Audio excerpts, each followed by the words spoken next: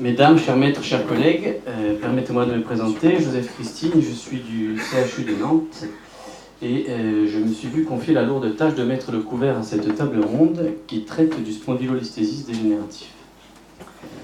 Je vais introduire ce topo en essayant de défendre les couleurs bretonnes comme un certain Arthur autour d'une table circulaire, fut un temps qui défendit ardemment le bastion nantais. Ce bon vieux roi Arthur aurait-il accepté à sa table une femme chevalier de plus de 40 ans, souffrant du dos et se plaignant d'être ensorcelée avec de la magie qui va diffuser dans ses jambes? Cette magie peut être délivrée par des fourmis qui envahissent ses petites pattes, et puis qui l'empêchent de marcher, qui l'oblige à boiter, notamment après certaines batailles. Aurait-il pu accepter cette femme se plaignant plus de 2 saisons, voire plus de 2 printemps? Aurait-il pu accepter de la voir se dégrader progressivement? Dans tous les cas, il est certain qu'il n'aurait pas accepté les odeurs d'urine enivrant leur réunion stratégique. Vous aurez bien compris que cette femme chevalier possède les symptômes d'un spondylolisthésis dégénératif, mais ce bon vieux roi Arthur ne savait pas que nous pouvions lui armer sa colonne vertébrale, et donc ce sont les indications du traitement chirurgical. Le sexe féminin est donc un des facteurs de risque, comme l'importance de l'angle des facettes articulaires, mais ça, nous ne pouvions pas le savoir à l'époque. On ne pouvait pas savoir quelle était non plus la cause de ce mal. C'est Huygens en 1929 qui a posé le terme de pseudo-spondylolisthésis, puis Newman en 1963 qui parle de spondylolisthésis dégénératif, en opposition au spondylolisthésis du sujet jeune et survenant chez quelqu'un de plus de 40 ans. Nombre de nos maîtres ont essayé de classer cette pathologie, une liste non exhaustive dans l'encadré de gauche qui s'appuie sur les critères dans l'encadré de droite, à savoir la dysplasie, la morphologie des articulaires, le caractère traumatique ou post-opératoire, ou bien la morphologie de l'arc postérieur. Nombre d'entre nous utilisent ou utiliseront encore la classification de Meyerding qui s'appuie sur le degré de listhésis. Et aujourd'hui, on va s'attarder sur la classification de la SFCR qui se veut être un peu plus proche de la réalité, qui a été dirigée et rédigée par Olivier Gilles.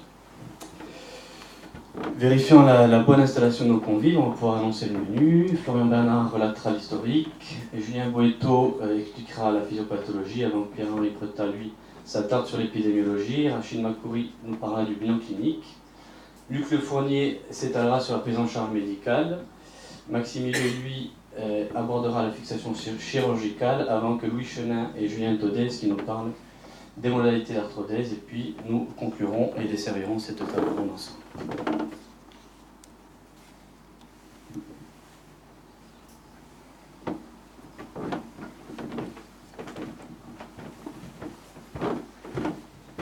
Merci Joseph. Donc bonjour à tous, je suis Florian Bernard, je suis interne de neurochirurgie à Angers. Je vais vous présenter aujourd'hui l'historique de la prise en charge chirurgicale du spondylolisthésis dégénératif. D'abord, le spondylolisthésis a pour la première fois été décrit par Herbignaud, un obstétricien belge en 1782, décrit dans son traité pour les accouchements laborieux et difficiles, un cas de spondyloctose, de spondylolisthésis grade 4 de Meyerding, comme un facteur, une cause de dystocie mécanique lors de l'accouchement. On doit citer aussi les travaux anatomiques Princeps de Robert de Koblenz. Cet Allemand, en 1865, réalise des résections ostéoligamentaires du rachis lombaire et montre pour la première fois une instabilité acquise, décrit en tout cas une instabilité rachidienne lombaire acquise par ses moyens de stabilité postérieure. Il faut savoir que jusqu'en 1930, la spondylolyse, la lyse ismique, et le spondylolisthésis sont confondus. En effet, il faut attendre les travaux de Huygens et de Schmorl en 1930, qui parlent à ce moment-là de pseudo-spondylolisthésis, ce que Newman appellera en 1963, comme l'a dit Joseph, le spondylolisthésis dégénératif. Cette compréhension du spondylolisthésis dégénératif a été progressive. On cite par exemple les travaux de McNabb qui décrit ce spondylolisthésis comme un spondylolisthésis avec arc neural intact que Kirkcaldy-Willis considérera comme une pathologie triarticulaire, donc intersomatique et articulaire bilatérale. Donc la notion d'instabilité rachidienne acquise au fur et à mesure du temps, petit à petit s'applique. Donc la chirurgie a voulu trouver sa place à partir de la seconde moitié du XXe siècle, surtout. Donc selon deux versants. D'abord, le versant symptomatologique, la symptomatologie radiculaire. Donc on verra les techniques chirurgicales de décompression, qu'elles soient directes ou indirectes. Et pour répondre à l'éthiopathologie même de cette maladie qui est une instabilité acquise, on verra les techniques d'arthrodèse antérieure, postérieure et de fixation. D'abord, la décompression directe, donc la technique classique de Gilles, qui réalise une laminoarthrectomie, qui réalise aussi l'exérèse des nodules du même nom, les nodules de Gilles, donc il réalise une technique de libération directe, sans arthrodèse, donc c'est une technique simple, accessible pour nous, jeunes et futurs neurochirurgiens, mais une technique volontiers déstabilisante sur des segments déjà hypermobiles. C'est ainsi que sont développées les arthrodèses. Alors d'abord, les arthrodèses postérieures, en dehors du contexte du spondylolisthésie génératif, ont été décrits par Albi, qui réalisait des arthrodèses interépineuses, et par Ilps, qui réalise la première arthrodèse postérolatérale. Son usage dans le spondylolisthésie dégénératif a été décrit dans le papier Princeps de Wills en 1962, qui réalise deux abords paravertébraux dits abords de Wills. Il réalise une décompression radiculaire directe, un avivement des articulaires, des transverses, et il réalise en même temps une autogreffe d'os spongieux iliaque qu'il dispose à l'endroit justement de l'avivement des articulaires et des transverses. Donc, ce qui a été reproché à cette technique, cette première technique d'arthrodèse, c'est ces risques de pseudarthrose sur un segment déjà mobile, des défauts de consolidation. Défauts de consolidation qui arrivent d'autant plus fréquemment que cette pathologie s'adresse à une population âgée, volontiers ostéoporotique, sur des segments mobiles.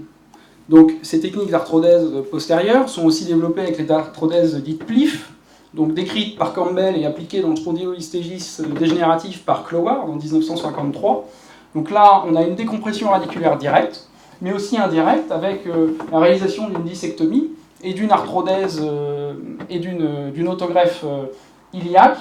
Et vous pouvez voir sur la photographie inférieure les travaux de Cloward justement sur les découpes d'os iliaques pour permettre de restaurer un équilibre sagittal et assurer une bonne remise en hauteur de l'espace intersomatique pour justement réaliser une décompression radiculaire indirecte.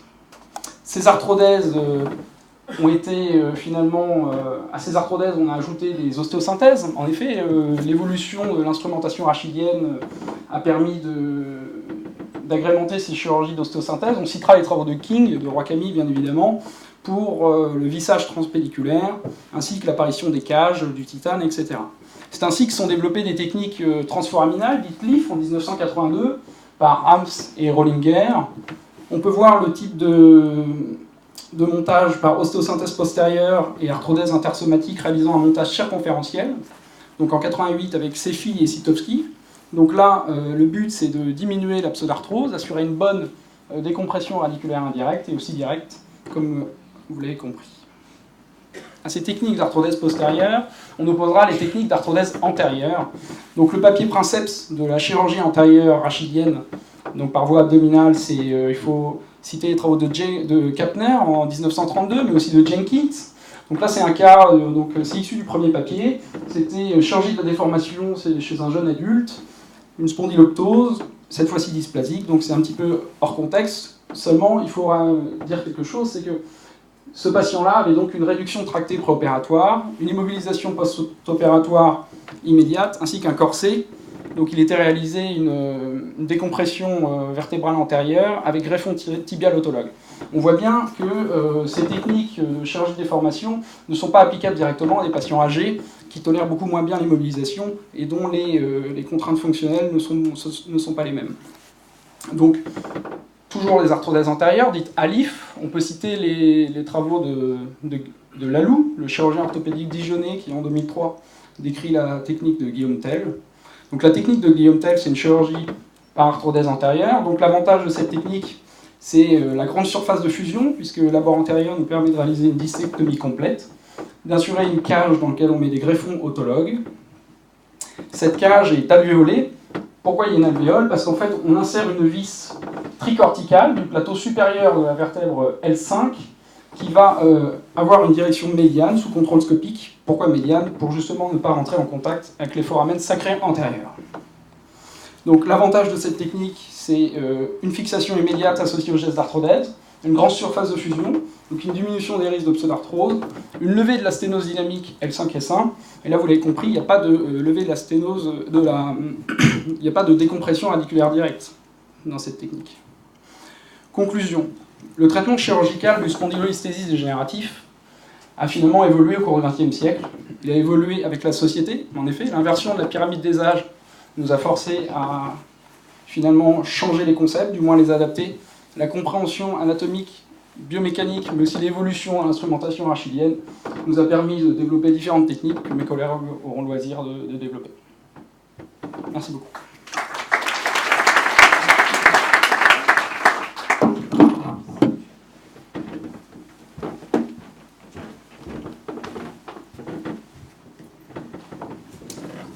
Cher maître, chers collègues, bonjour à tous. Je suis très heureux d'être là pour vous présenter la physiopathologie et la biomécanique dans le spondylolisthésis lombaire dégénératif.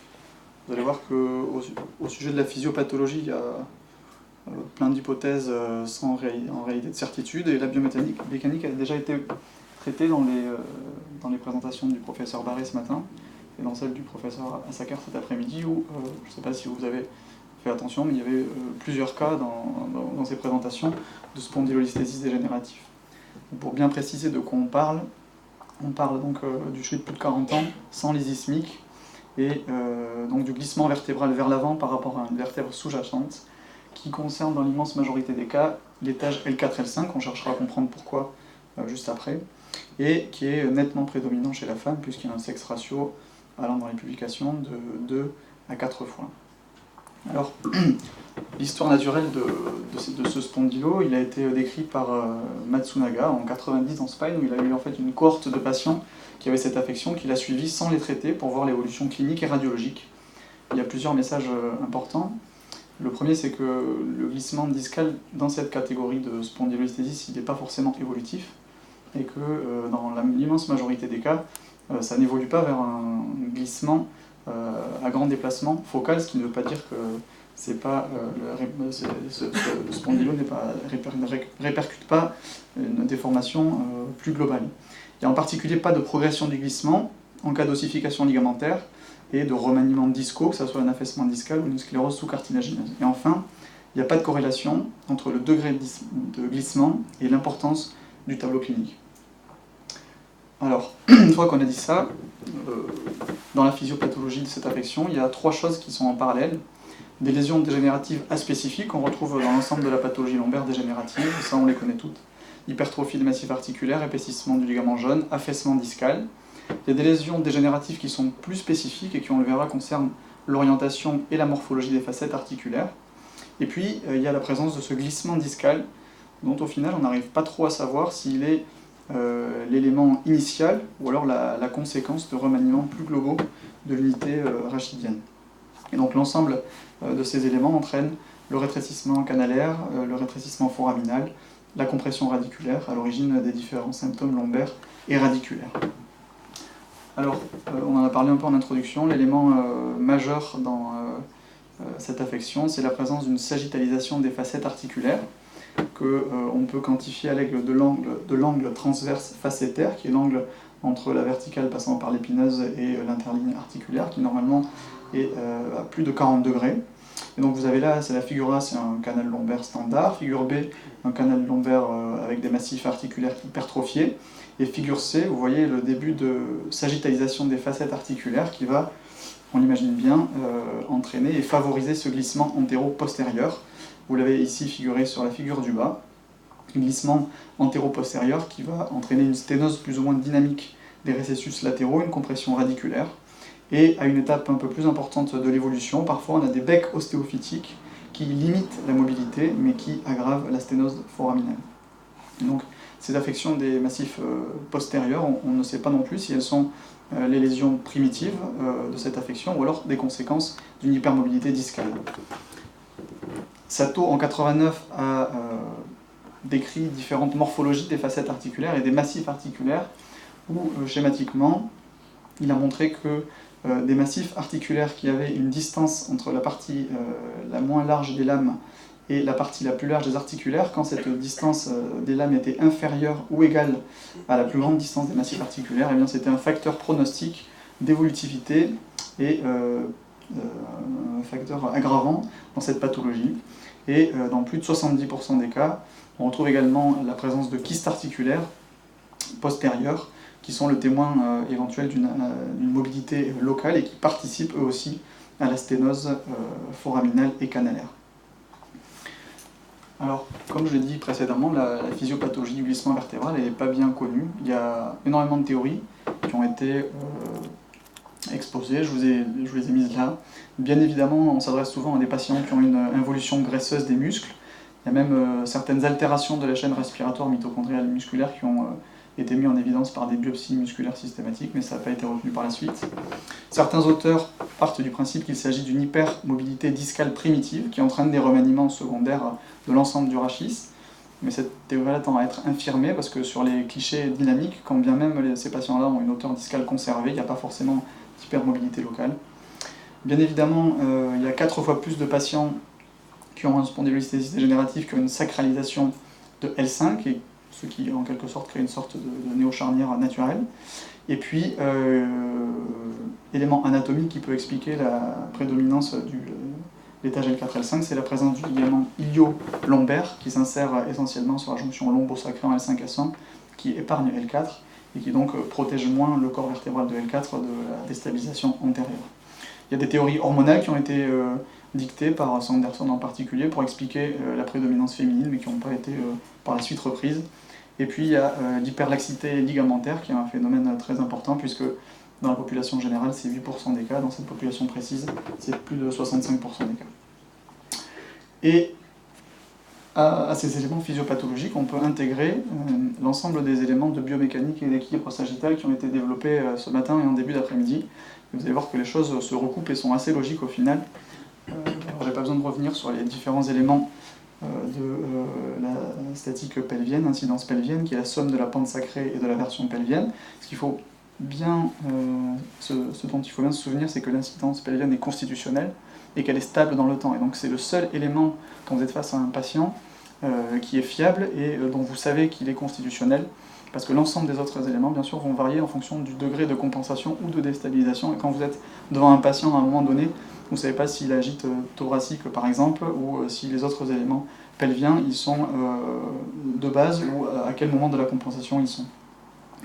Donc toujours penser à voir la répercussion sur les différents étages, donc sur l'étage lombaire avec la lordose lombaire, sur l'étage thoracique avec la gîte sagittale par exemple en T9, la syphose thoracique, et plus globalement sur l'équilibre du rachis en globalité, vous l'avez vu tout à l'heure, avec le SVA, le sagittal vertical axis, ou plein d'autres, je ne rentre pas dans les détails, mais il y a plein d'autres critères qui permettent d'évaluer la statique globale du rachis.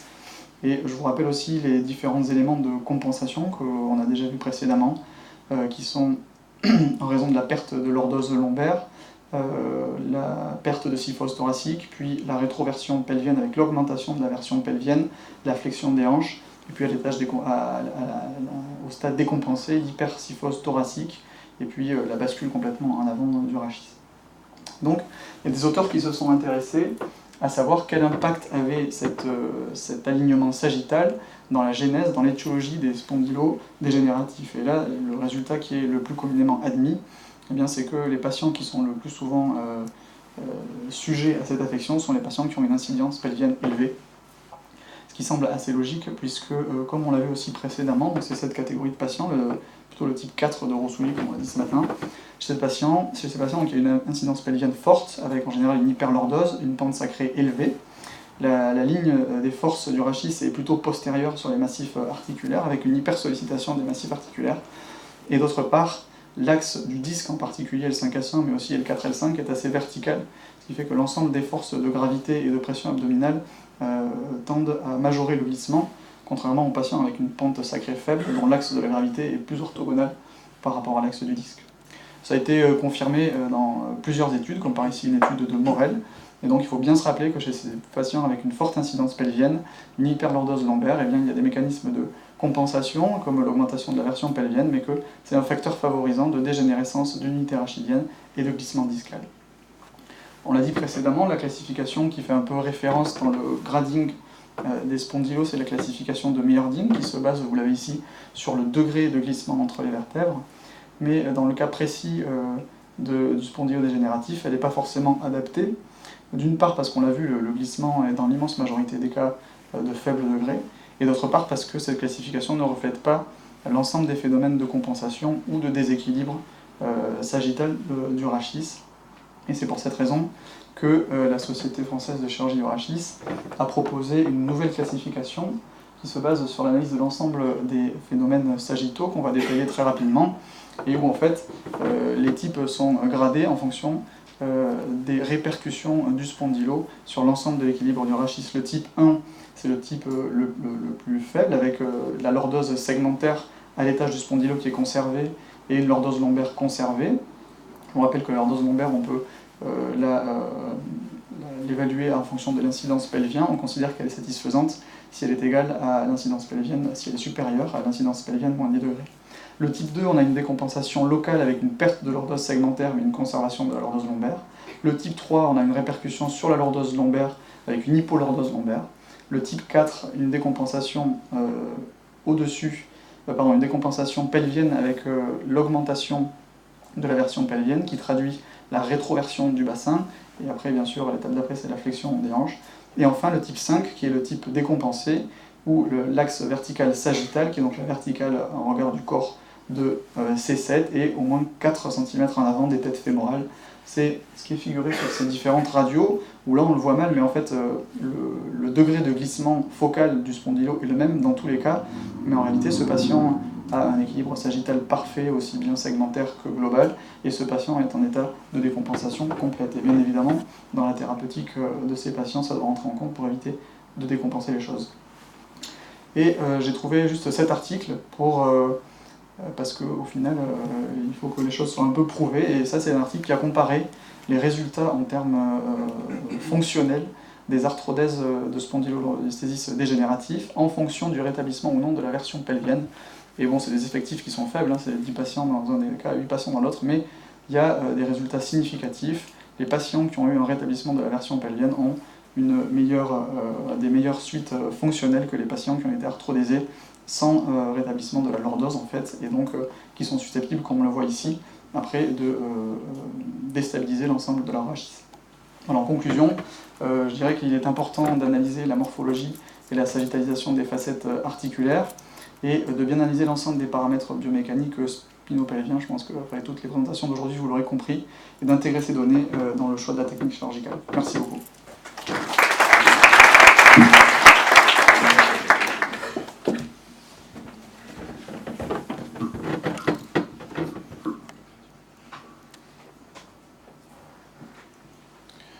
Mesdames, Messieurs, Pierre-Henri Prétat, je suis actuellement interne en 6e semestre au CHU de Nancy, et je vais à présent aborder avec vous, sur cette table ronde concernant le spondylolisthésis dégénératif, des aspects d'épidémiologie, des éléments cliniques, et également les facteurs de risque qui sont responsables de l'apparition et ou de la progression de cette pathologie. Donc en quelques mots d'introduction, le spondylolisthésis peut être représenté par plusieurs types. Celui qui va nous intéresser aujourd'hui, le spondylolisthésis dégénératif. Il existe également le spondylolisthésis par lysismique, mais également d'autres types qui sont un petit peu moins connus, comme le spondylolisthésis post-traumatique et également les spondylolisthésis pathologiques, dans le cadre de pathologies carcinologiques évolutives par exemple. Chaque type de spondylolisthésis a ses éléments propres d'épidémiologie et ses facteurs de risque qui leur sont propres. Il s'agit dans tous les cas d'une étiologie classique de lombalgie chronique.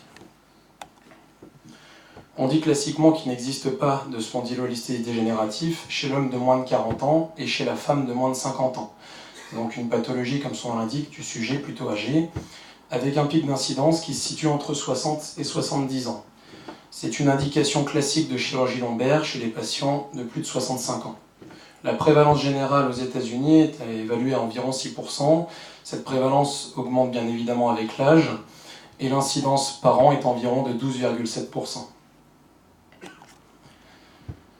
Chez les sujets de plus de 65 ans, donc chez les patients encore plus âgés, la prévalence est estimée à environ 30%. C'est une pathologie qui est responsable de la réalisation de bon nombre de gestes chirurgicaux, avec une réalisation d'environ 300 000 arthrodèses réalisées par an aux États-Unis. Tout type d'arthrodèse confondu. Le grade du spondylolisthésis représenté par la classification de Meyerding, comme on l'a déjà vu, je ne vais pas y revenir, mais c'est effectivement une majorité de spondylolisthésis de bas grade, majoritairement des grades 1. Les grades 2 et supérieurs à 2 sont tout à fait anecdotiques, ce qui fait l'opposition par exemple aux spondylolisthésis paralysismiques qu'on n'abordera pas, mais qui peuvent représenter des spondylolisthésis de haut grade. Le sexe ratio, donc, les études sont assez variées. Bon, la plupart montrent quand même effectivement une prédominance chez la femme avec un sexe ratio avec un rapport en général de 3 pour 1. Bon, certaines études ont montré un rapport de 1 pour 1, mais c'est vraiment pas la plupart des études, donc il faut retenir qu'il y a une prédominance féminine. L'étage préférentiel, la localisation préférentielle est située à l'étage L4-L5. J'avais remis un tableau là de plusieurs études que j'avais retrouvées pour 3 pays différents. Donc les valeurs divergent, mais on voit bien que la prédominance est quand même en défaveur du sexe féminin, quel que soit le pays, avec un rapport tout à fait défavorable, notamment aux États-Unis. Je ne reviendrai pas sur la classification de Meyerding, donc qui classe effectivement le spondylolisthésis en fonction du pourcentage de glissement entre les deux vertèbres. Et une étude qui est parue dans Spine en 2009 montrait effectivement que dans certains cas, cette pathologie pouvait être évolutive, puisqu'elle montrait qu'il existait une progression de ce degré de listhésis dans les 5 ans après le diagnostic, donc ce qui parfois peut être une évolution rapide chez environ 12% des patients. Concernant la clinique, alors le message important à retenir, c'est qu'effectivement l'examen clinique est difficile chez ces patients, où il n'existe pas de signe pathognomonique du spondylolisthésis et donc de l'instabilité ostéodisco-ligamentaire. Il existe une absence de parallélisme entre l'importance des lésions constatées sur les radiographies, sur le scanner, et avec l'intensité des troubles fonctionnels et la douleur présentée par le patient, et donc son impact sur la qualité de vie du patient. Le tableau initial est souvent une lombalgie commune en réalité, avec des douleurs lombaires qui peuvent être anciennes, chroniques, auxquelles peuvent se surajouter différents symptômes à des degrés variables. D'une part, le patient présente en général des radiculalgies sciatiques qui sont volontiers bilatérales, à bascule et transitoires. C'est un patient qui va se présenter en expliquant qu'il présente une lombalgie qui est traînante, ancienne, et parfois associée à une sciatalgie L5 préférentiellement à gauche, avec un intervalle libre d'environ 1 ou 2 mois, avec de nouveau des sciatalgies de l'autre côté. Donc c'est vraiment ça la radiculalgie à bascule. Souvent aggravé, tableau de lombosciatalgie aggravé lors de la mise en hyperlordose, donc dans certains mouvements de la vie quotidienne, par exemple la descente des escaliers ou la mise en rectitude du tronc après une position assise prolongée. Également ce qu'on appelle le syndrome d'instabilité clinique. Donc vraiment le diagnostic repose sur un faisceau d'arguments. Le syndrome d'instabilité clinique correspond à plusieurs éléments encore qui peuvent être intriqués, avec notamment ces radiculalgies et une faiblesse des membres inférieurs qui peuvent être provoqués lors de l'examen clinique à la compression de l'épineuse de la vertèbre concernée par le spondylolisthésis. Le soulagement des douleurs par l'antéflexion du tronc, ce qu'on appelle le giving way syndrome, ainsi qu'une contracture douloureuse des muscles ischio-jambiers, comme on l'avait vu ce matin, qui peuvent être sursollicités pour les phénomènes de compensation.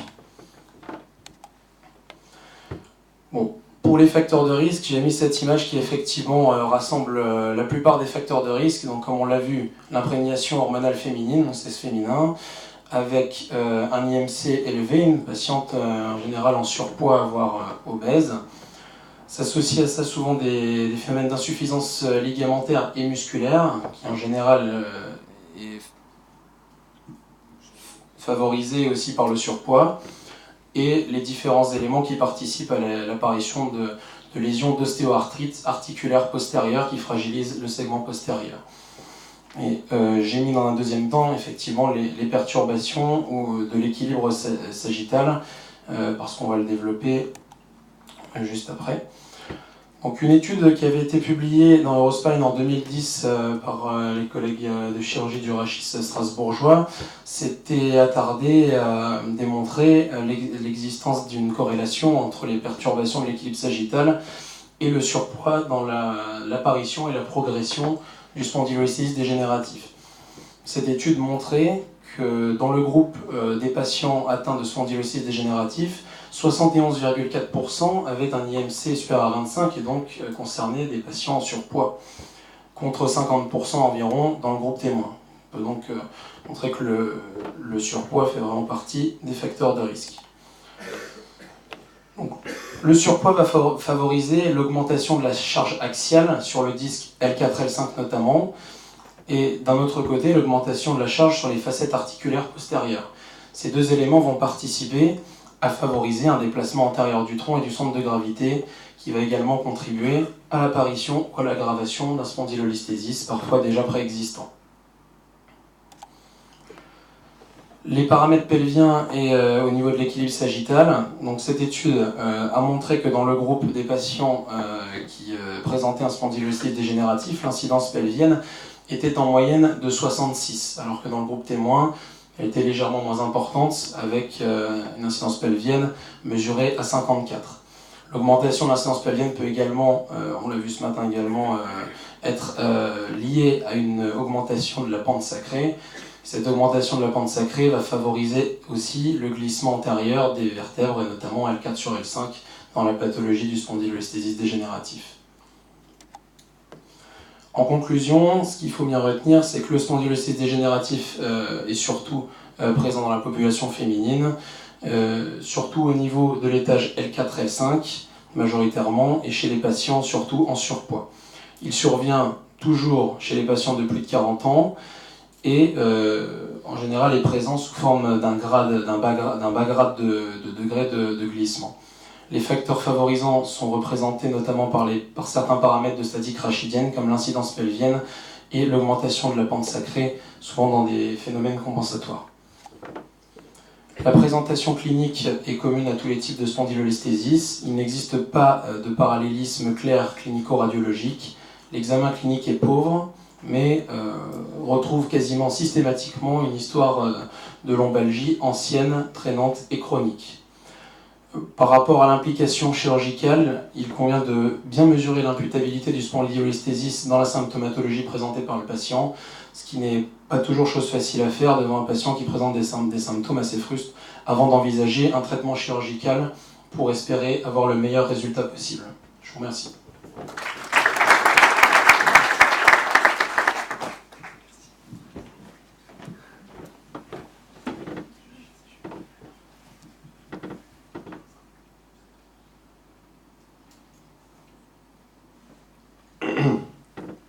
Bonjour, je vais vous présenter pour ma part le bilan clinique et paraclinique dans le cadre du spondylolisthésis dégénératif.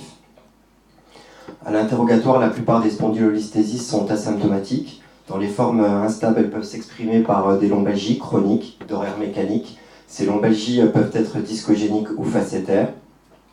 Ils peuvent même entraîner des signes neurologiques dus à une sténose lombaire, comme une radiculalgie ou une claudication.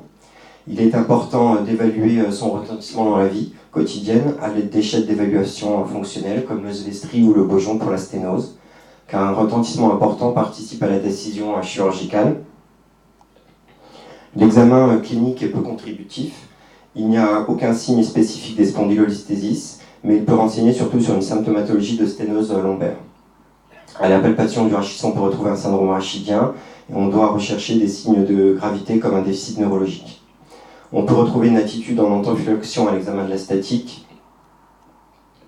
À l'imagerie, on va surtout s'attacher à évaluer un glissement via une radiographie de bout en charge ou un scanner en coupe sagittale, une sténose canalaire via le gold standard, l'IRM, une instabilité via des clichés dynamiques et l'équilibre sagittal via des clichés type EOS ou radiographie corps entier. Le glissement est évalué par la classification de Meyerding, basée sur le plateau supérieur de la vertèbre sous-jacente et la projection du coin postéro-inférieur du corps de la vertèbre sous-jacente. La classification de Talliard, elle exprime le degré de glissement en pourcentage. par rapport toujours au plateau supérieur de la vertèbre inférieure. Et ce qui doit être retenu, comme on l'a dit juste avant, que dans le cadre du spondylolisthésis dégénératif, le degré de glissement est généralement faible pour le spondylolisthésis, avec un glissement moyen de 14% pour la classification de Tyler, ou un stade 1 ou 2 pour la classification de Meyerding, à la différence des images qui sont en arrière-plan où on voit qu'il y a un glissement qui est beaucoup plus prononcé. Le glissement va entraîner une malposition des épineuses du fait de l'intégrité de l'arc postérieur. L'imagerie permet aussi d'éliminer le diagnostic différentiel du spondylolisthésis dégénératif en visualisant une lysismie, comme on peut le voir là sur ces images, ce qui n'est pas notre sujet aujourd'hui. La caractéristique du spondylolisthésis dégénératif est la sténose canalaire du fait de l'intégrité de l'arc postérieur. En effet, du fait de l'intégrité de l'arc postérieur, le glissement exerce un effet coupe-cigare sur les éléments nerveux, à la différence de la lysismie où on peut observer un élargissement canalaire. L'imagerie va permettre aussi de différencier la sténose centrale de la sténose latérale, et le rétrécissement acquis du sac dural peut se mesurer de manière quantitative en valeur absolue sur les coupes d'IRM en T2. De manière qualitative, la visibilité du liquide céphalorachidien au sein des racines de la queue de cheval en IRM semble un bon critère pour évaluer une sténose du sac dural. Sa non-visibilité et a fortiori celle de la graisse épidurale sont la marque des sténoses symptomatiques, comme on peut le montrer dans le grading de Schiza. Sténose et mobilité peuvent être liées, d'où l'intérêt de réaliser une sacroradiculographie qui reste un examen invasif, controversé et utilisé en cas de grande discordance radioclinique. En effet, il peut exister un rétrécissement dynamique. Le sac paraît normal en position assise et flexion, alors qu'un rétrécissement net apparaît en orthostatisme et en extension. Ce rétrécissement risque d'être méconnu au scanner et en IRM, car sous-estimé du fait du décubitus dorsal du patient pendant ces examens. L'instabilité, c'est une mobilité articulaire anormale. Sa relation à la douleur est considérée comme très probable. Kirkcaldy-Lewis divise le processus de dégénérescence en 3 phases. La première phase, c'est l'altération arthrosique des moyens d'union intervertébraux. La deuxième phase, c'est une instabilité relative. À cette phase, il peut résulter une modification excessive des rapports intervertébraux entre un cliché de profil en flexion et en extension maximale. Selon Boden, une différence de translation supérieure à 3 mm serait en faveur d'une instabilité. Comme on peut le voir sur ces images, une simple radiographie debout en charge permet de visualiser un spondylolisthésis qui se réduit nettement en scanner en coupe sagittale. D'où l'intérêt d'une simple radiographie debout en charge qui permet aussi de faire la preuve d'une instabilité, bien sûr à corréler avec la symptomatologie du patient s'il décrit plus des douleurs en position érigée. L'instabilité intervertébrale peut aussi s'exprimer par une variation de l'ordre de plus de 10 degrés de l'angle formé par les plateaux vertébraux à cet étage, entre la flexion et l'extension maximale. Plusieurs études montrent que l'orientation sagittale des facettes articulaires était associée au spondylolisthésis. Leur rôle dans le développement de la maladie et en particulier dans la stabilité reste cependant néanmoins controversé. Selon la littérature, un épanchement articulaire supérieur à 1,3 mm serait en faveur d'une instabilité. On peut constater un épanchement articulaire sur ces images en coupe axiale de densité gazeuse au scanner et de signal liquidien en IRM. De nombreux auteurs ont démontré une association aussi entre le spondylolisthésis et la présence d'un kyste articulaire. Ceci suggère que le processus dégénératif impliqué dans l'instabilité joue probablement un rôle important dans la formation de ces kystes. Toujours selon Kirkcaldy-Lewis, lors de la troisième phase, l'instabilité est accompagnée de phénomènes dégénératifs et peut conduire à un stade de restabilisation. La perte de la hauteur discale, la formation d'ostéophytes, la sclérose des plateaux vertébraux et la présence de l'ossification des ligaments sont, selon certains auteurs, en faveur d'une stabilité. Mais les études restent de faible niveau de preuve. Dans plusieurs études, comme on l'a vu avant et qu'on voulait expliquer, l'une des caractéristiques essentielles du spondylolisthésis est la présence d'une forte incidence pelvienne. L'incidence pelvienne, c'est un angle invariable permettant de caractériser la forme du bassin. A noter que dans la cohorte de la SFCR de 2014, un quart des patients ayant un spondylolisthésis dégénératif avait une incidence pelvienne en dessous de 51 degrés, considérée donc comme standard. Ainsi, même si une grande incidence pelvienne est un facteur de développement des spondylolisthésis, ces résultats évoquent que l'origine des spondylolisthésis pourrait être multifactorielle. Le spondylolisthésis, du fait du glissement et de la perte discale, contribue à une perte de lordose, qui a lieu principalement dans la région lombosacrée. Ce manque de lordose était l'une des principales causes d'un déséquilibre sagittal. La C7 plumb line permet une analyse globale du rachis. Elle doit se projeter en arrière des têtes fémorales pour avoir un bon équilibre. L'étude de la C7 plumb line dans la corde de SFCR a permis d'identifier deux populations. Une population équilibrée, qui se projette donc en arrière des têtes fémorales, comme l'image de droite, et une population déséquilibrée avec une C7 plumb line qui se projette en avant. Cette projection, ça peut être objective à l'examen clinique, et on peut s'imaginer que pour ces patients, un traitement chirurgical soit un peu au-delà du segment listhésis. Comme on l'a vu, dans le groupe avec un rachis équilibré, on peut observer des mécanismes compensatoires.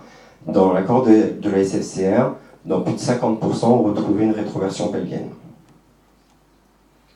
En conclusion, le spondylolisthésis est peut-être de découverte fortuite ou s'exprimer par des lombalgies ou une symptomatologie de sténose lombaire, d'où l'importance de l'interrogatoire. L'examen clinique est pauvre. L'analyse radiologique va permettre d'évaluer le glissement, la sténose, l'instabilité et l'équilibre par différents examens radiologiques. J'apporterai une attention toute particulière à la simple radiographie debout en charge, qui permet de faire la preuve d'une instabilité, d'autant plus si la clinique évoque une instabilité, c'est-à-dire une majoration de la symptomatologie à la position debout. Et toujours se méfier de l'imagerie réalisée en décubitus dorsal comme le scanner et l'IRM qui peuvent masquer un spondylolisthésis. Pour quelques mots sur le test au corset, car mon collègue va prendre la suite, c'est un test qui est diagnostique et thérapeutique dans le cadre d'une instabilité. L'objectif, c'est donc de bloquer la charnière lombosacrée afin d'apprécier la capacité d'une stabilisation chirurgicale. Mais ce test, même s'il est fréquemment réalisé, ne présente aucune concordance avec les résultats de l'arthrodèse. Et je vous remercie.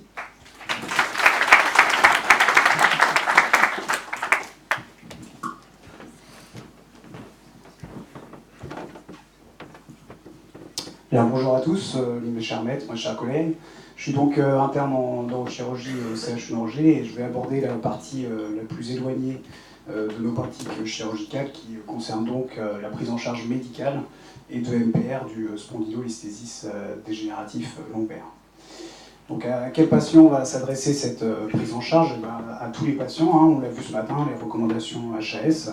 Tous les patients souffrant d'un spondylolisthésis dégénératif lombaire symptomatique vont devoir bénéficier d'une prise en charge médicale de première intention.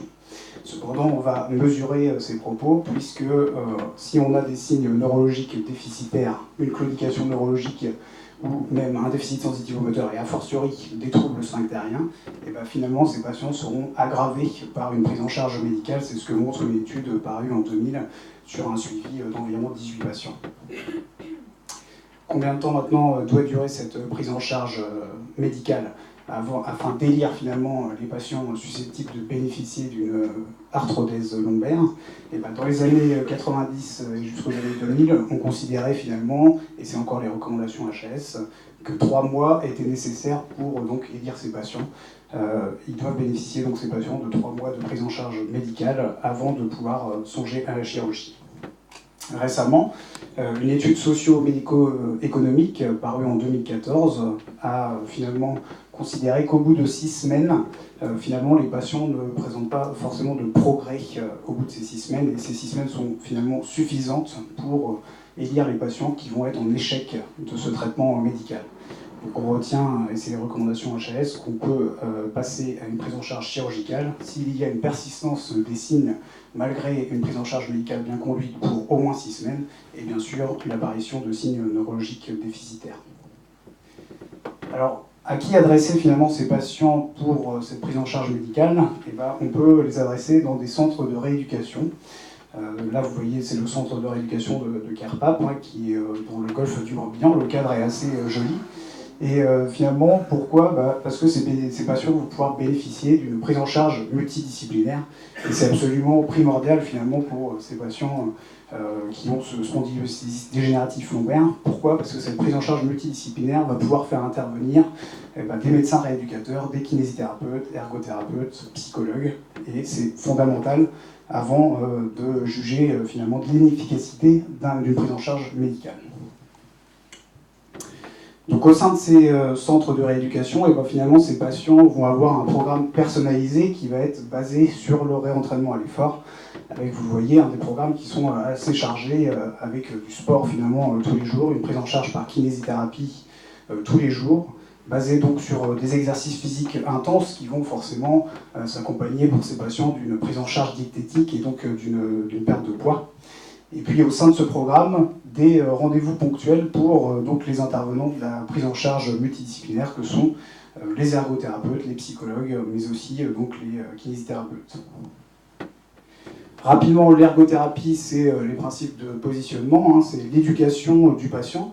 C'est absolument primordial si on veut essayer donc de s'abstenir de la prise en charge chirurgicale, mais également peut-être en post-opératoire, afin de pérenniser le bon succès d'une chirurgie. C'est important d'éduquer le patient à l'hygiène lombaire, à l'économie du rachis lombaire, et c'est donc l'éducation du patient dans les gestes de la vie quotidienne.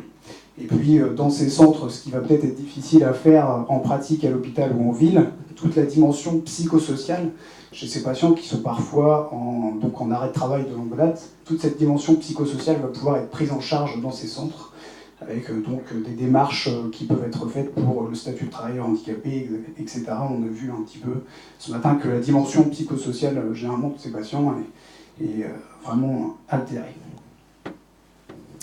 En parallèle, le traitement médicamenteux ou la prise en charge médicale, c'est essentiellement une prise en charge rhumatologique.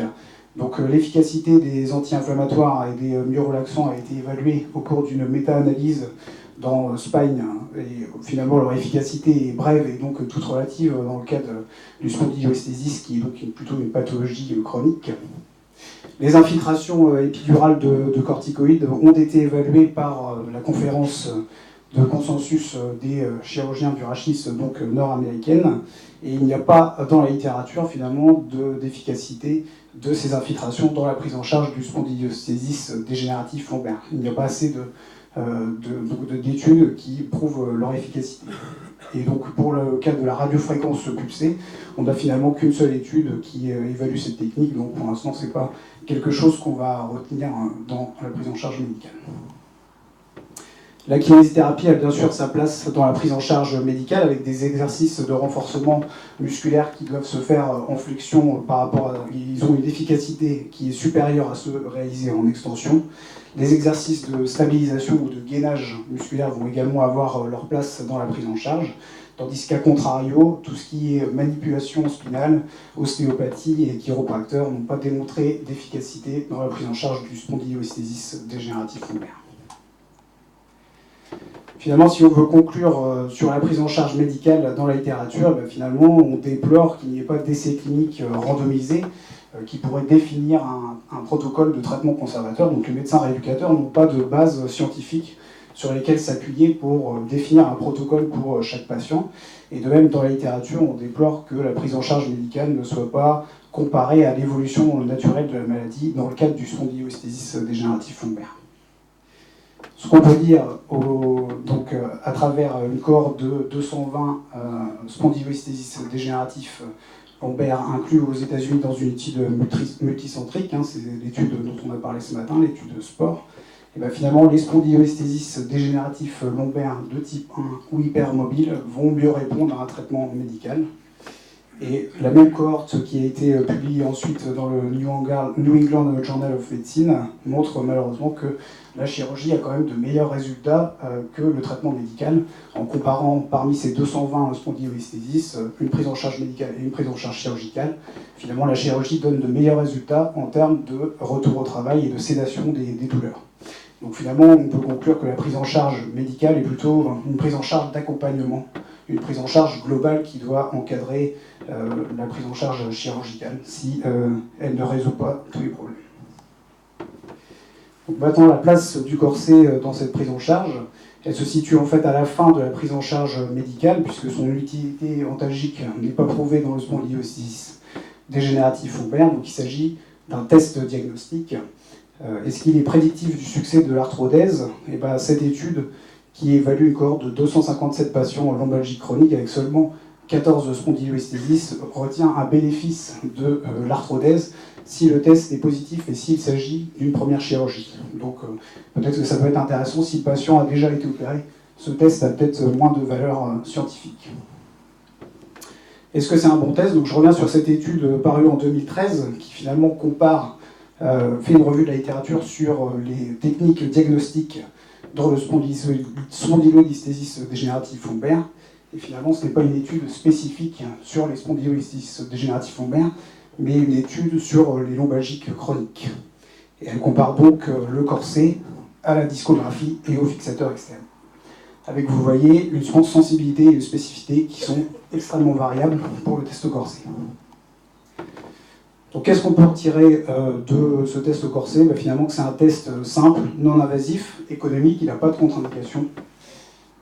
Mais ce n'est pas un test suffisamment sensible, suffisamment spécifique pour finalement élire les patients à la chirurgie. En pratique, on réalise donc une immobilisation lombosacrée quand il s'agit d'une atteinte de la charnière lombosacrée, puisque toute la pathologie rachidienne, l'articulation coxofémorale va s'adapter à la pathologie rachidienne. On réalise ensuite une prise curale du côté de l'irradiation douloureuse. Il faut encourager le patient à poursuivre ses activités pendant au moins 2 semaines. Et les critères d'efficacité sont donc forcément subjectifs.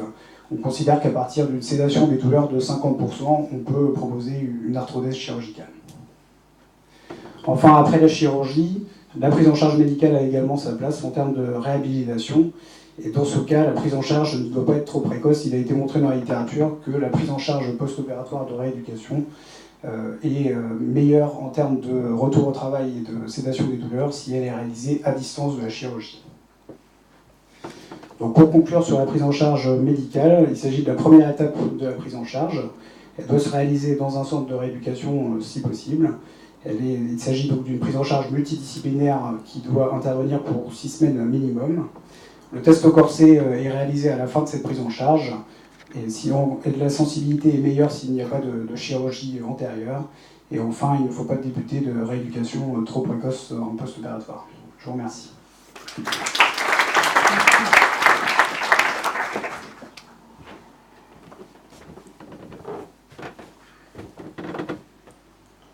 Bonjour, cher maître, cher professeur, chers collègues. Nous allons traiter donc des principes d'arthrodèse et de fixation dans le traitement chirurgical du spondylolisthésis dégénératif. C'était un sujet énorme, beaucoup de littérature, beaucoup d'articles, finalement beaucoup de prises en charge contradictoires. La Société nord-américaine de chirurgie du rachis avait élaboré des recommandations en 2009 quant à ces différentes prises en charge. Mon travail aura donc été d'actualiser ces recommandations et d'en réaliser une synthèse complète. Nous commencerons donc par énumérer ces différentes guidelines de la NAS sur l'arthrodèse et la fixation. Après un rapide rappel sur la symptomatologie du spondylolisthésis dégénératif, nous expliquerons les différentes voies d'abord et les différents temps chirurgicaux avec leurs avantages et leurs inconvénients. Finalement, faut-il arthrodéser? Alors après un échec de traitement médical, un geste de décompression avec fusion plus ou moins une instrumentation améliore le devenir fonctionnel du patient.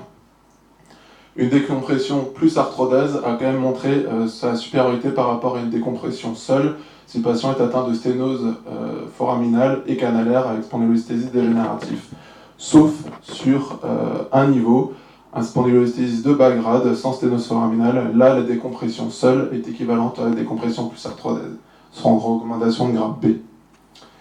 Il n'y avait pas d'évidence suffisante quant à ces 4 paramètres: la prise en charge chirurgicale du spondylolisthésis multi-étagé, le rôle de la décompression indirecte par la fusion à 180 ou 360 degrés associée à une décompression, et l'utilité de la décompression associée à une fusion à 360 degrés. Faut-il fixer? Finalement, une fixation, qu'elle soit rigide ou dynamique, permet quand même d'augmenter le taux de fusion. Mais la fixation n'est pas obligatoire pour augmenter le devenir clinique et fonctionnel du patient. Il n'y a pas de données pour conclure quant au système dynamique et dispositif interépineux. Finalement, un spondylolisthésis dégénératif, c'est l'association d'un segment mobile rachidien, une perte de lordose segmentaire, une sténose canalaire, plus ou moins une sténose foraminale, avec comme symptôme principal une claudication neurogène intermittente. Un geste de décompression nous paraît donc indispensable.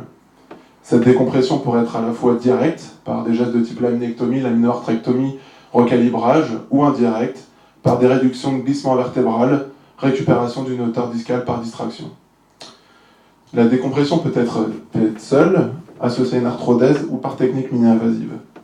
Seule, elle entraîne des déstabilisations post-opératoires et donc peut entraîner des aggravations de glissement. Elle entraîne aussi de moins bons résultats cliniques sur les radiculalgies. Associée à une arthrodèse, elle présente de meilleurs résultats cliniques et mécaniques, surtout si elle respecte l'équilibre sagittal et donc restaure une bonne lordose lombaire.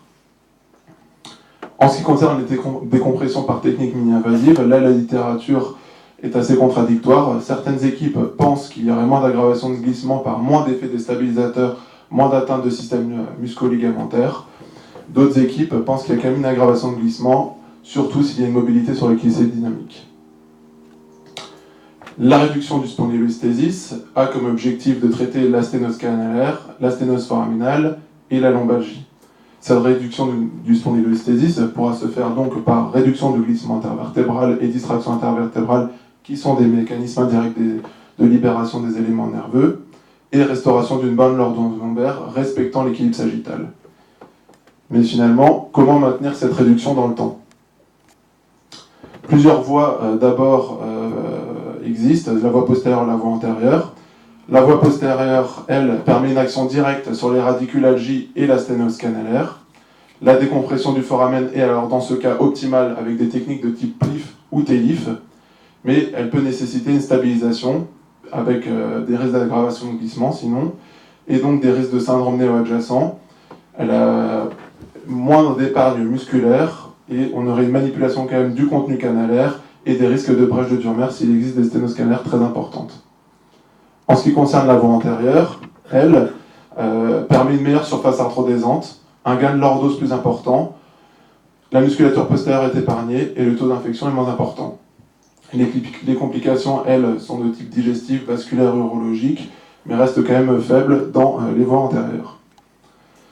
Qu'est-ce que dit la littérature à propos des voies antérieures ? Finalement, elle permet d'augmenter la dimension canalaire de 80% et une amélioration des signes cliniques dans 60% des cas. La série prospective de la SFCR en 2013-2014, 670 patients ont été inclus, 20 patients ont été opérés par voie antérieure isolée. Il y a eu une amélioration significative des douleurs radiculaires en post-opératoire, un glissement vertébral qui a été quand même diminué en post-opératoire, mais 5% juste de reprises qui ont nécessité un complément par voie postérieure par aggravation neurologique. Finalement, faut-il arthrodéser à 180 ou 360 degrés ? 180 degrés, c'est une greffe postériolatérale, 360 degrés, c'est arthrodèse circonférentielle. Technique TELIF, PLIF ou ALIF plus percute. Finalement, les taux de complications périopératoires sont similaires. Il n'y a pas de différence significative au niveau des scores cliniques, mais l'arthrodèse circonférentielle, elle, permet une meilleure restauration de la lordose lombaire, une amélioration des douleurs radiculaires et augmente les chances de fusion. Qu'en est-il de l'arthrodèse et des techniques mini-invasives ? Leur objectif à ces techniques mini-invasives sont la diminution des morbidités du patient, des taux de transfusion, des coûts et des taux de réadmission à l'hôpital. Finalement, ces techniques ont une efficacité comparable aux techniques classiques, tant sur la fusion, la décompression et la réduction du spondylolisthésis. Par contre, il existerait quand même une aggravation de glissement en post-opératoire. La NAS, elle, n'a pas pu conclure quant à la supériorité d'une technique open par rapport à une technique mini-invasive. Finalement, dans le spondylolisthésis dégénératif, faut-il arthrodéser avec une autogreffe ou du substitut osseux ? En ce qui concerne la greffe postériolatérale, pas de données suffisantes pour conclure. pour l'avant antérieur, c'est selon les habitudes du service, en respect des contre-indications des substituts osseux, et si on utilise du PMP, pas plus de 6 mg. La fixation, on a pu voir qu'une décompression isolée, elle, pouvait entraîner des aggravations de glissement, surtout s'il y a des signes d'instabilité de type sagittalisation des articulaires, absence d'ostéophyte articulaire. Il y a donc une place pour la fixation. Mais qu'en est-il de la place de la fixation dynamique? Finalement, peu d'études robustes, comparatives ou sérieuses. Les résultats à court terme montrent quand même qu'il y a un taux de reprise de l'ordre de 17%, une aggravation de glissement à 2,1%, et pas vraiment d'effet protecteur sur le syndrome des niveaux adjacents. Les résultats à long terme, eux, restent très subjectifs. La NAS, elle, ne veut pas conclure. Y a-t-il une place pour les dispositifs interépineux ou interlamaires? Donc là, il y a quelques études en ce moment qui sont en train d'être réalisées. Finalement, les candidats, ce sont des grades 1 ou 2 de Meyerding avec sténose lombaire. Le recul à 2 ans de ces études montre quand même qu'il y aurait un effet de protection sur le syndrome adjacent, qu'il y aurait des résultats qui seraient assez satisfaisants sur le plan clinique ou radiologique, mais il y a quand même un taux de reprise assez important. Les guidelines de la NAS, elles, ne concluent pas. Finalement, en conclusion, la chirurgie du spondylolisthésis dégénérative, c'est 17 à 20% de complications, toutes confondues. Il ne faudra pas perdre les objectifs de cette chirurgie. D'une part, le symptôme principal et sur lequel nous allons le plus agir, c'est la claudication neurogène intermittente. Donc un geste de libération des éléments nerveux est nécessaire. La restitution d'une lordose lombaire respectant l'équilibre sagittal aussi est nécessaire. Et surtout, la réduction du spondylolisthésis et son maintien dans le temps. Le traitement chirurgical gold standard, finalement, apparaît être l'arthrodèse plus la décompression, plus ou moins associée à une fixation. Il y a quand même certaines règles à respecter avant d'opérer un patient. C'est prendre en compte l'état général du patient, des scores cliniques, des clichés dynamiques. On a quand même de multiples techniques chirurgicales à notre disposition, donc il faut s'adapter en fonction du patient. Merci à vous.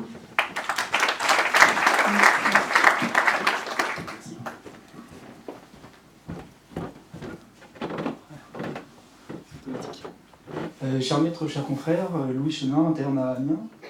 Je vais vous présenter les techniques chirurgicales des arthrodèses lombaires circonférentielles par voie postérieure de type PLIF et TELIF.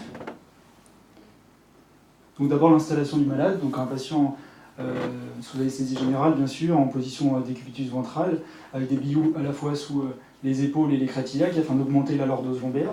On pratique une incision lombaire basse cutanée médiane afin d'exposer à l'étage désiré. Ensuite, vous voyez successivement les processus épineux de L4. Ici, on opère un étage L4-L5, avec le ligament aussi interépineux. Ensuite, on procède à une incision du fascia thoracolombaire en paraépineux, afin de mieux ruginer les muscles recteurs du rachis et les exposer. On réalise ensuite une spinectomie avec de la gouge des processus épineux de L4 et de L5.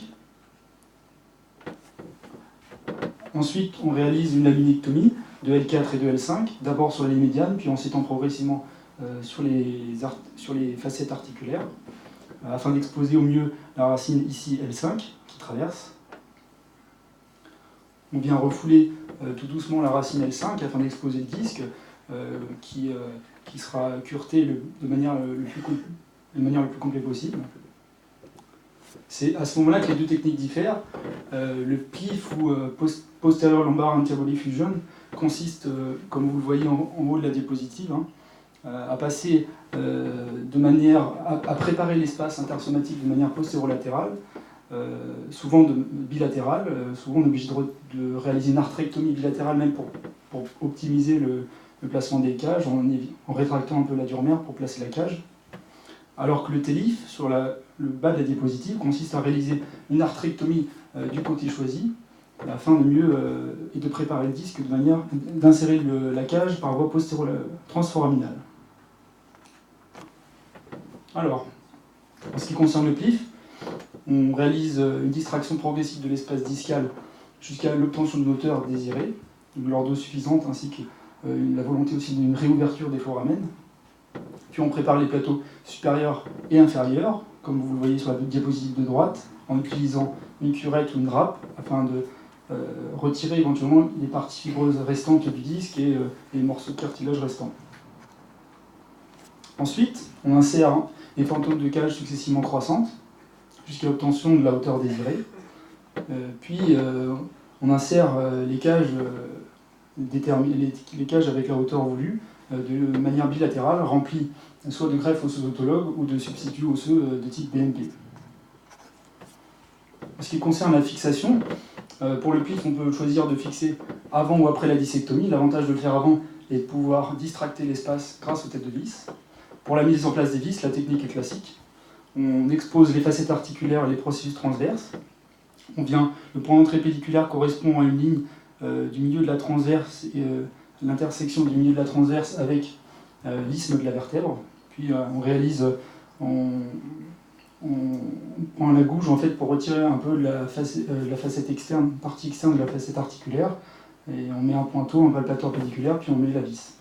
On relie ensuite les têtes de vis aux tiges, puis on serre les implants. Alors là, je vous ai mis une vue péropératoire d'un TLIF par voie mini-invasive. Donc vous avez successivement la lame de L4, la lame de L5, les pédicules de L5 et de L4.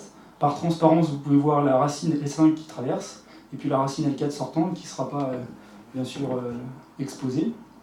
Là, vous avez la facette articulaire L4, L5, et puis l'isthme vertébral ou pars interarticularis.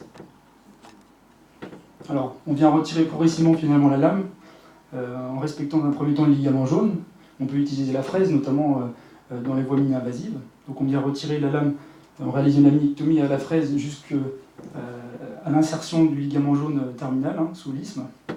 Puis après, on visualise ainsi le ligament jaune. Vous voyez successivement, on retire ensuite la partie inférieure de la facette articulaire de L4. Puis on a une exposition alors optimale.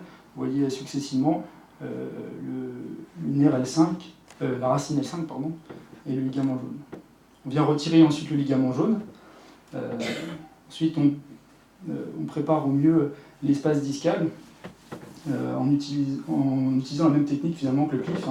On fait successivement la préparation de l'espace discal, l'insertion de cages successivement croissantes, et puis après on utilise la râpe et puis on positionne la cage de TLIF. Alors, une diapositive pour montrer un peu les deux types de cages qu'on peut utiliser dans l'apport transforaminal, soit les cages dites boomerang, comme vous le voyez sur la diapositive du haut, qui s'insèrent grâce à l'ancillaire dans un premier temps dans l'axe de l'ancillaire, puis ils sont secondairement tournés. Et sinon, vous avez les cages plutôt droites qui s'insèrent finalement dans l'axe de l'ancillaire ou légèrement en biais. Donc le choix finalement se fait en fonction des habitudes du chirurgien, des pratiques. Puis on met en compression l'implant, et ceci afin d'augmenter finalement les chances de fusion locale et d'éviter les mouvements d'expulsion de la cage. Voici une vue péropératoire une fois la cage positionnée dans l'ordre d'un TLIF. Enfin, on réalise une scopie de contrôle au final pour s'assurer de la bonne position de la cage qui doit être dans les 2 tiers antérieurs. Donc là, une diapositive pour vous montrer en fait une méta-analyse en fait, qui comparait ces deux techniques chirurgicales par voie open, donc qui regroupaient beaucoup de malades, 647 patients, avec un suivi assez prolongé jusqu'à 2 ans. Et en fait, dans ces deux techniques, on s'aperçoit qu'il y a quand même une différence de temps opératoire entre les techniques PLIF et TLIF, avec une différence significative. Par contre, en ce qui concerne les pertes sanguines, c'était globalement similaire, pas de différence. En ce qui concerne les complications de ces deux techniques, per et post-opératoire à la fois, il y a une différence significative. Le PLIF, il y a 21% de complications, contrairement au TLIF, qui est à 7%. Ils sont principalement représentés aussi par si on détaille ces complications, par les plaies d'urnaire, jusqu'à 6% dans le PLIF. En ce qui concerne les autres complications, pas de différence significative, notamment en ce qui concerne les blessures radiculaires, les mauvaises positions des implants ou l'infection. Enfin, la fusion a été évaluée dans ces deux techniques, open, et il n'y avait pas de différence significative pour alors c'était des pathologies aussi pathologies lombaires dégénératives, avec majoritairement des spondylolisthésis dégénératifs. des taux de fusion très corrects avec plus de 95%. Enfin, les scores de satisfaction aussi, il n'y avait pas de différence significative jusqu'à 2 ans entre les deux groupes. Finalement, les contre-indications éventuelles de ces techniques peuvent être que le PLIF, comme le disait Heckenberg dans son étude, doit être limité au segment L3 S1 en raison au-dessus bien sûr des problèmes de lésions médulaires lors de la rétraction. Et en ce qui concerne le TLIF, il faut être très vigilant si on fait un apport transforaminal au-dessus de L2 en raison de la blessure de l'artère, pas d'Adam Kivis directement, mais de l'artère foraminale qui peut être touchée. Et il ne faut pas hésiter à réaliser une artériographie préopératoire. Enfin, les complications liées à la cage elle-même peuvent être l'ostéoporose sévère ou les infections aiguës. Je vous remercie pour votre attention.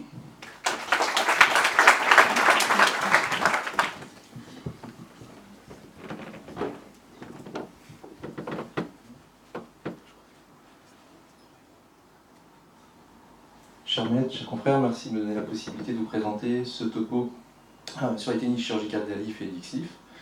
Donc en définition, on a la LIF pour la fusion intervertébrale lombaire par voie antérieure, la LLIF qui est un terme plus général qu'on peut séparer en deux entités, les voies pré-psoatiques pour OLIF, donc oblique latérale interdiffusion, XLIF pour, enfin, et de la deuxième entité, donc les transpsoatiques avec XLIF extrême latérale interdiffusion et DLIF direct lombar interdiffusion.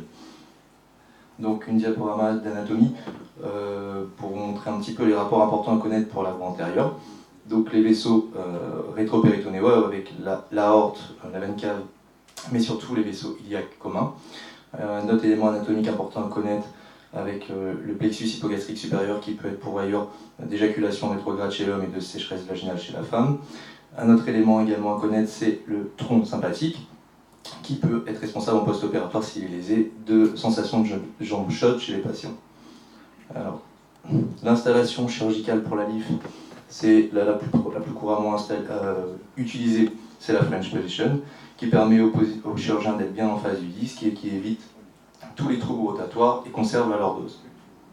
Une diapo pour vous montrer les différentes voies d'abord, la 5 pour la voie transpéritonéale, la 4 et la 3 pour les voies rétropéritonéaux, la 2 pour la voie latérale rétropéritonéale pré-psoatique et la 1 pour les voies rétropéritonéales latérales transpsoatiques. Différentes photos d'anatomie péropératoire pour vous montrer une ALIF par voie rétropéritonéale gauche. Donc on incise la peau, préalablement on a repéré le disque par contrôle scopique. On décolle la graisse sous-cutanée jusqu'à arriver, on voit difficilement ici, mais la ponévrose musculaire, qu'on incise à 2 cm de la ligne médiane pour éviter le risque d'hernie. On passe après sous la masse charnue du muscle camp droit pour éviter de léser son innervation et sa vascularisation. On décolle soigneusement les tissus pour arriver jusqu'à l'arcade de Douglas, qui nous permet d'accéder à la partie rétropéritonéale, l'arcade de Douglas qu'on peut sectionner parfois. L'espace rétropéritonéal, on arrive au niveau des vaisseaux, et principalement au premier lieu de l'artère iliaque externe, qu'on remonte jusqu'à son origine à l'aide de tampons montés, puis de l'artère iliaque interne et de la veine iliaque. On se décale après médialement en réclinant le péritoine jusqu'au niveau du disque à opérer. Tout ceci explique la nécessité d'un bilan préopératoire avec reconstruction 3D, angio-IRM ou angio-scanner. Donc les deux photos schématiques avec mise en place des clous ou des écarteurs qui nous montrent les rapports vasculaires en L5-S1. Ici, une vue péropératoire qui nous montre les vaisseaux sacrés médians qu'on sera obligé de ligaturer ou de clipper. Ici, on n'utilise plus la monopolaire du fait du risque d'éjaculation rétrograde. En L4-S5, un rapport anatomique important à connaître avec la veine lombaire ascendante qui peut être lésée et qu'on peut être amené à clipper également. Concernant l'XLIF, l'installation de la clinicité opératoire, ça se réalise en décubitus latéral, sur une table cassée afin d'augmenter le champ opératoire en se dégageant des crêtes iliaques et des côtes. Après, on insère une broche sous contrôle scopique, on a préalablement repéré le milieu du disque sous contrôle scopique également. Le tout doit être fait sous contrôle sous monitoring, effectivement, À cet endroit passe le plexus lombaire et principalement le nerf génitofémoral qui peut être lésé lors de cette procédure. Donc la technique opératoire en elle-même, elle se réalise donc en une ou deux incisions. Si deux incisions, la contre-incision postérieure permet de chasser le sac péritonéal, d'insérer par la suite notre broche qui sera emmenée jusqu'au niveau du disque à opérer, puis on insère les différents dilatateurs et mise en place de l'ancillaire dédié, puis après on réalise une dissectomie selon la technique habituelle. Les indications, donc c'est les deux principales indications, c'est la discopathie dégénérative, les lombalgies discogéniques axiales sans sténose centrale, le spondylolisthésis qui est le sujet aujourd'hui, soit dégénérative, soit paralysismique, associé à un système percutané, les scolioses lombaires dégénératives de l'adducte en accompagnement d'un montage postérieur.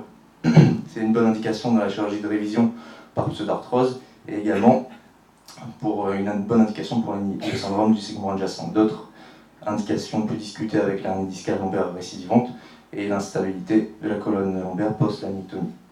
Les contre-indications pour les deux techniques sont les sténoses canalaires sévères avec un spondylolisthésis supérieur au grade 2. Relatives sont les antécédents de chirurgie rétropéritonéale du fait du risque de bride et d'ostéoporose sévère comme parlé précédemment du fait de mise en place de cage. Pour la LIF, les contre-indications spécifiques sont l'obésité morbide qui peut compliquer notre voie d'abord et toutes les malformations vasculaires, que ce soit l'anévrisme aorta-2, des artères iliaques, les calcifications sévères des vaisseaux, les antécédents de chirurgie vasculaire, endoprothèse et greffe, et les maladies vasculaires périphériques sévères du fait du risque de rétraction qui augmente le risque de thrombose veineuse profonde. Une contre-indication relative, c'est le rein unique avec un risque potentiel si lésion de l'urtère. Pour l'XLIF, une contre-indication relative, c'est le niveau L4-L5 du fait du faible espace du travail, car on peut être gêné au niveau des crêtes iliaques. Les avantages et limites pour les deux techniques, c'est qu'il n'y a pas de lésion des muscles spinaux, donc moins de douleurs post-opératoires, un séjour d'hospitalisation plus court, moins de pertes sanguines, et c'est une bonne option pour la chirurgie de révision. La LIF préserve la colonne postérieure. Certaines études décrivent moins de syndrome du segment adjacent par arthrodèse par la LIF. Contrairement à la LIF, l'XLIF ne manipule pas les vaisseaux, pas de risque au niveau des fonctions sexuelles. Les inconvénients pour la LIF, c'est la rétraction des vaisseaux avec risque de lésion directe ou indirecte par augmentation du risque de TVP. Le risque également de lésion du plexus hypogastrique et des complications viscérales pour les techniques transpéritonéales, qui est avec une augmentation du risque d'hernie, de perforation et de bride. Pour les SLIF, les inconvénients sont les lésions du mucus psoas et les lésions du plexus lombaire.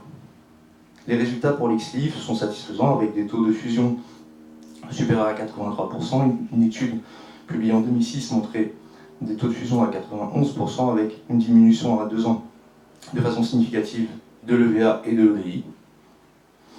Les résultats pour la LIF montraient des taux moyens de fusion de 93% pour l'indication de discopathie dégénérative et un taux de succès clinique de 85%. Concernant le spondylolisthésis qui est le sujet aujourd'hui, les taux de fusion étaient également bons avec 88% de fusion et un succès clinique de 85% en moyenne. Les complications pour la LIF retrouvaient donc principalement des complications sexuelles, l'éjaculation rétrograde qui était estimée de 1 à 10%, principalement pour les voies transpéritonéales et rétropéritonéales. Le tout dû aux lésions du plexus hypogastrique supérieur. Chez la femme, l'équivalent, c'était la sécheresse vaginale.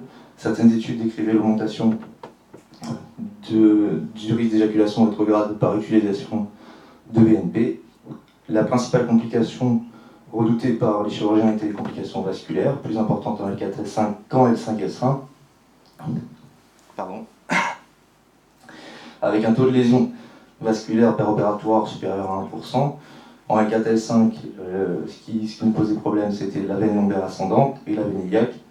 Un autre risque, c'est le risque de thrombose veineuse profonde estimé à 0,4%.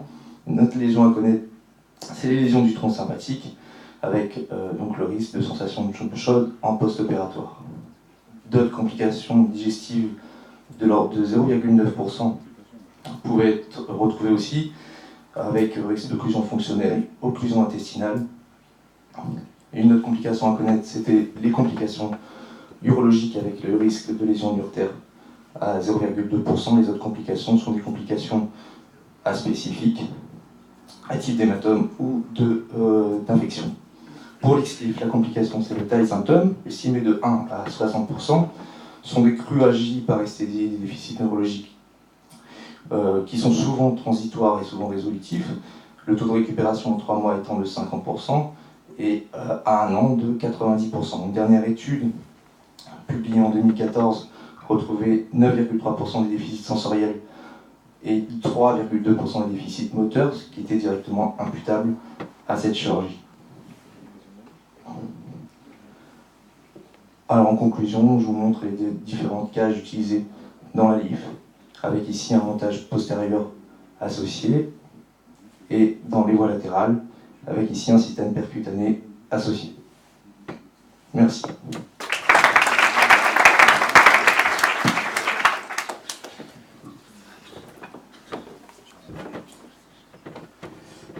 On va pouvoir desservir cette table ronde. Monsieur Pakis, tout à l'heure, nous a demandé de sortir avec des idées assez claires.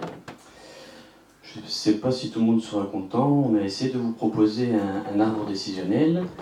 Donc, devant un spondylolisthésis douloureux, comme nous l'a dit Luc Le Fournier, on pourra proposer une prise en charge médicale. Si celle-ci se révèle être infructueuse, on pourra éventuellement proposer un test au corset. Si ce dernier est positif, on pourra éventuellement candidater le patient à une chirurgie. Si ce test au corset se révèle être négatif et que cette prise en charge médicale reste infructueuse durant plus de 6 mois, nous pourrons également proposer une chirurgie. Fait assez rare devant un spondylolisthésis douloureux d'emblée neurologique ou après l'apparition de signes neurologiques, nous pourrons proposer également une chirurgie. On pourra compléter le bilan si le bilan n'est pas complet et nous verrons que la chirurgie dépendra en fait du type de spondylolisthésie selon la classification. Nous verrons plus précisément que pour le type 2, nous pourrons y associer une ostéosynthèse si les critères sont remplis et enfin on verra que le type 3 mobile sera traité comme le type 4. Quels sont les critères à corriger dans la chirurgie? 3 critères qui sont pris en charge dans la classification: l'instabilité, la lordose, l'équilibre sagittal, qu'il soit compensé ou décompensé dans le type 5. Bien évidemment, nous ferons attention aux signes neurologiques pour y associer ou pas une décompression. Donc résumé sur cette diapositive, les 5 types de spondylolisthésis: le type 1 avec la lordose segmentaire de plus de 5 degrés, le type 2 avec la lordose segmentaire de moins de 5 degrés, le type 3 avec une hypolordose, le type 4 avec une hypolordose également mais une version pelvienne supérieure à 25 degrés, en opposition au type 5 où l'équilibre sagittal lui est décompensé. Que nous disent les guidelines avant la proposition de cette classification? Tout d'abord, la décompression chirurgicale et l'arthrodèse sont recommandées, mais il n'y a pas de technique standard. L'addition d'une fusion intersomatique est également recommandée selon un grade B, et enfin, selon un grade C, la LIF a de meilleurs résultats cliniques et des complications moindres par rapport aux autres modalités d'arthrodèse. On va s'attarder un petit peu plus sur le type de chirurgie selon le type de spondylolisthésis. Pour les types 1, où l'objectif est de corriger l'instabilité, nous pourrons proposer une arthrodèse postérieure simple et ou une décompression seule. Pour le type 2, nous pourrons proposer une cage intersomatique pour corriger l'hypolordose. Nous verrons que nous pourrons y associer une ostéosynthèse.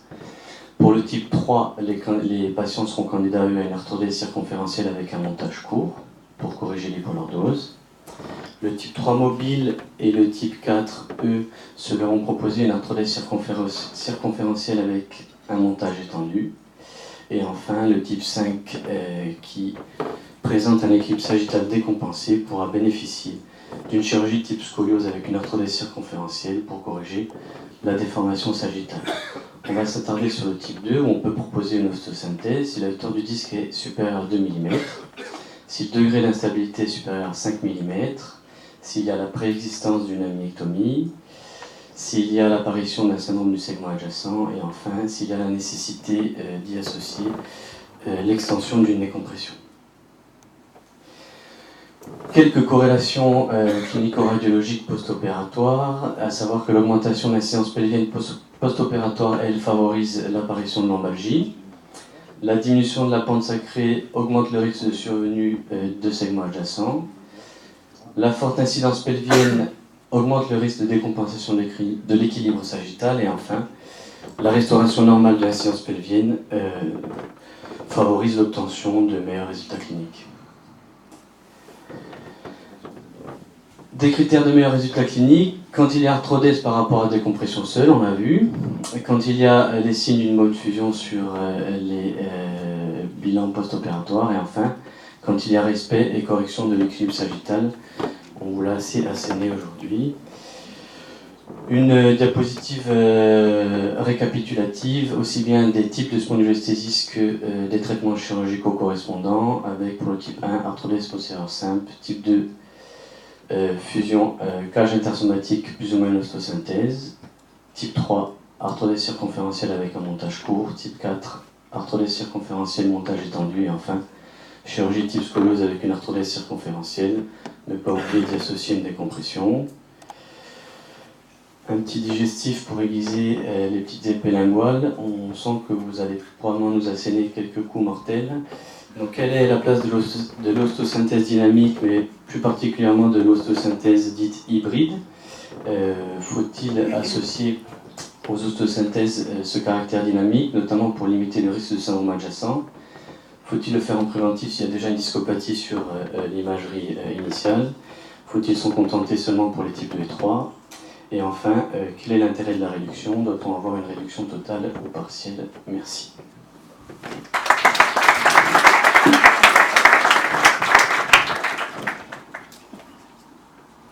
Merci. Bon, tout d'abord, félicitations à tous les orateurs. Parce que je crois que je vais prendre notre micro parce que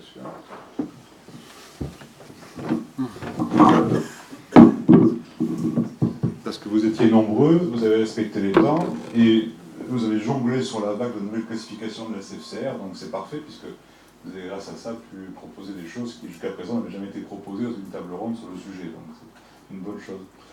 Alors, est-ce qu'il y a des questions, des choses que vous voulez, des précisions? Non, vous êtes asséné, fatigué. Alors, je me demande aux deux professeurs du fond de la salle, là-bas, de donner un peu un jugement de valeur sur le côté un peu pédagogique, le côté présentation. Sur la forme. La forme, voilà.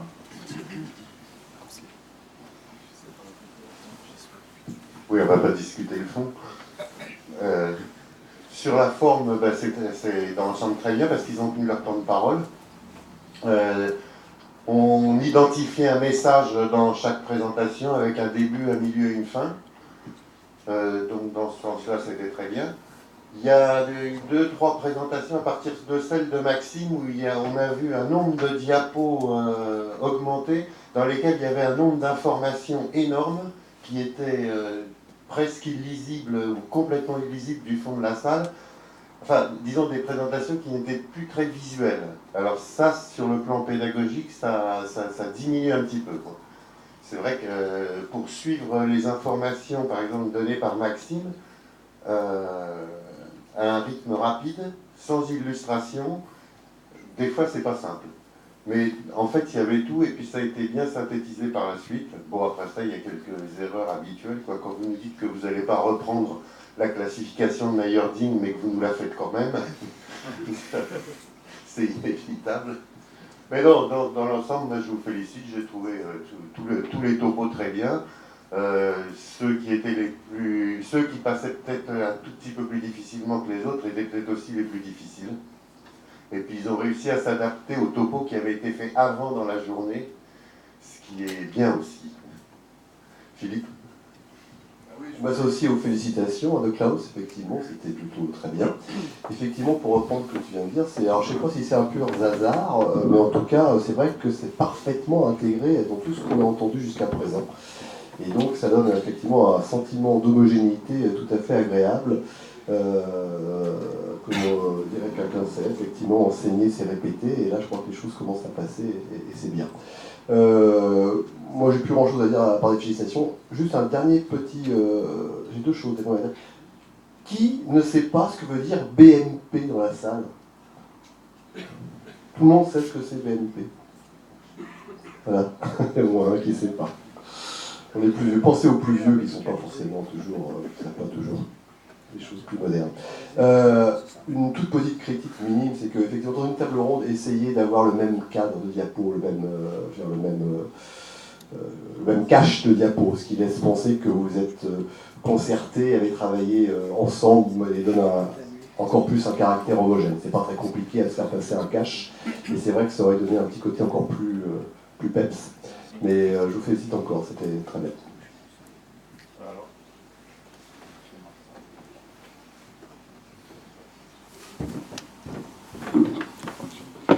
Petit commentaire aussi, comme on l'a dit, à un moment donné, on a dit pendant tout le temps que l'incidence pelvienne c'était un élément qui ne bougeait pas pour un individu, et tu dis que l'incidence pelvienne varie sur ta dernière diapo. C'est la version, j'ai même confondu incidence pelvienne et version. Tu as marqué incidence, tu as dit incidence. Ouais. Enfin, c'est pas grave, c'est un petit détail qu'il faudra corriger. Je vais peut-être passer la parole à Kevin, puisque c'est lui qui a animé la table ronde, pour dire ce qu'il en pense un peu de tout ça. Moi, j'ai pas grand-chose à dire, si ce n'est les féliciter, parce qu'ils ont vraiment énormément travaillé. Je peux vous dire qu'on est parti au départ de diaporama très très lourd. Donc, ils ont travaillé en commun, ils ont échangé beaucoup. Ils ont commencé il y a 1 an à travailler sur cette table ronde. C'est la 4e ou 5e version des PowerPoint, donc c'est vraiment un énorme travail. Ils ont respecté le temps. Donc moi je trouve que, en tout cas sur la forme, c'est parfait. Alors, dernier commentaire de ma part, vous avez proposé quelque chose qui est tout à fait original, puisque ça n'a jamais été proposé jusqu'à présent, dans la mesure où vous appuyez sur une classification nouvelle, vous appuyez sur l'équipe sagittale nouveau, et d'ailleurs, la question qui est posée, est-ce qu'il faut réduire un spondylolisthésis? C'est plus la question. La question, c'est est-ce qu'il faut rétablir l'équilibre sagittal pour un patient qu'on opère un spondylolisthésis? Et après, la réduction vient du fait de la correction du spondylolisthésis. Donc, je crois que votre proposition, vous avez voulu en faire une espèce de dogme qui fait qu'on a l'impression qu'on va faire ça dans tel cas, ça dans tel cas, ça dans tel cas, ça dans tel cas. C'est des propositions. On n'aura toujours pas la solution de savoir qu'est-ce qu'il faut faire dans tel cas, dans tel cas, dans tel cas, parce que jusqu'à présent, il n'y a aucune étude de la littérature qui dit qu'il faut faire ça comme ça, comme ça, comme ça dans tel cas. Mais votre proposition va dans le sens d'aller vers ça. Et je pense que ça vaut le coup. Alors, je ne sais pas si c'est la SFCR, la SFNC, le club des jeunes neurochirurgiens, un groupe, un PHRC, enfin tout ce que vous voulez. Mais je pense qu'il faut fouiller ça, quoi. C'est-à-dire que là, maintenant, c'est une proposition qui est étayée sur un élément théorique. Vous avez réfléchi, vous avez proposé des choses, et vous avez proposé une classification avec des propositions thérapeutiques de cette classification, qui sont peut-être encore critiquables et encore amendables, mais je crois que ça vaudrait le coup, maintenant, à partir de là, de l'évaluer, ça. Parce qu'on n'a jamais proposé cette classification, elle est toute récente. Hein. On n'a jamais éclairé cet aspect-là sous l'angle de l'équipe sagittale, comme ça a été éclairé là. Et il y a probablement à fouiller sur, maintenant, vérifier si le théorique que vous apportez là, parce que je ne connais pas de littérature qui a déjà évalué ça, hein, ma connaissance. Hein. Bon. Donc de voir si ce que vous proposez, les propositions que vous faites, elles sont étayées après sur la vraie vie de tous les jours, par une étude clinique d'une façon ou d'une autre. Donc poursuivez, parce que vous avez fait un beau travail, poursuivez dans cette action en animant un groupe. Voilà. Je vais passer la parole à Richard qui veut compléter, puis après on va conclure. Pour rejoindre ce que tu dis, en fait le type 5, le spondylodégénératif est anecdotique, c'est plus un trouble postural majeur et on corrige un équilibre sagittal, on ne corrige pas le spondylodégénératif, donc c'est même le type 4. C'est pour ça, donc peut-être qu'il faut revoir sous cet angle-là de faire quelque chose. Bon, écoutez, il est tard, je crois que la journée a été quand même assez riche et avec beaucoup de choses, même si c'est des sujets qu'on voit un peu tous les jours dans la vie pratique. Merci à tous les orateurs.